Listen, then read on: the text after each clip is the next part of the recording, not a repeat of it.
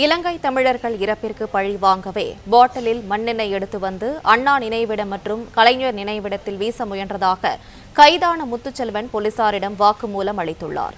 இதுகுறித்த கூடுதல் விவரங்களை செய்தியாளர் கதிரவன் வழங்க கேட்கலாம். கதிரவன், வணக்கம். மேலும் விவரங்களை சொல்லுங்க.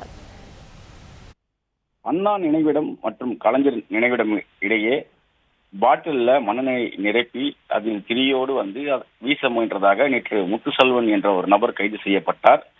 நேற்று மாலை 180 மில்லி மதுபான பாட்டில்ல மண்ணெண்ணெயை எடுத்து வந்து 2 நினைவிடங்களுக்கு இடையே அதனை பற்ற வைத்து வீச முயன்றதாக முத்துச்செல்வன் என்ற நபரை போலீசார் பாதுகாப்பு பணியில் இருந்த போலீசார் நேற்று கைது செய்து விசாரணைகள் மேற்கொண்டார்கள். விசாரணையில் அவர் தூத்துக்குடி மாவட்டத்தை சேர்ந்த முத்துசெல்வன் என்பதும் தெரிய வந்தது. மது போதையில் உள்ள நபர் மனநலம் பாதிக்கப்பட்டது போல பேசி வந்ததாகவும் நேற்று போலீசார் தரப்புல தெரிவிக்கப்பட்டிருந்தது.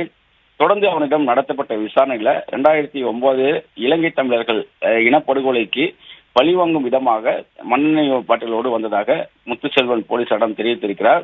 புத்தகத்தில் படித்து இலங்கை தமிழருக்கு இந்த கொடூரத்தை தெரிந்து கொண்டதாகவும் தெரிவித்திருக்கிறார். மனநலம் பாதிக்கப்பட்டது போல பேசி வருவதால கீழ்ப்பாக்கம் மனநல மருத்துவமனையை சேர்க்க உள்ளதாகவும் போலீசார் தரப்புல தெரிவிக்கப்பட்டிருக்கிறது. தூத்துக்குடியில் இருந்து பேருந்து மூலமாக இவர் சென்னைக்கு வந்துள்ளதும் போலீசார் விசாரணையில தெரிய வந்திருப்பதாகவும் தொடர் விசாரணைகளை மேற்கொண்டு வருவதாகவும் தெரிவிக்கப்பட்டிருக்கிறது. தொடர்ச்சியாக 2009 நடைபெற்ற இலங்கை போர் பற்றியும் இலங்கை இந்த போரில் இலங்கை தமிழர்கள் படுகொலை செய்யப்பட்டது குறித்தும் பேசி வருவதாகவும் போலீசார் தரப்புல தெரிவிக்கப்பட்டிருக்கிறது. முத்துசெல்வனின் உறவினர்களிடம் தகவல் தெரிவிக்கப்பட்டிருப்பதாகவும் அவர்களும் சென்னைக்கு விரைந்திருப்பதாகவும் தகவல் தெரிவிக்கப்பட்டிருக்கிறது. தற்போது அவரை மனநல காப்பகத்தில் மனநல ஆலோசனைக்காக மருத்துவரிடம் பரிசோதனைக்கு அனுப்பப்பட இருப்பதாகவும் தொடர் பரிசோதனைக்கு பிறகு அடுத்த கட்ட நடவடிக்கை குறித்து ஆலோசித்து வருவதாகவும் அண்ணா சதுக்கம் போலீசார் தெரிவித்திருக்கிறார்கள்.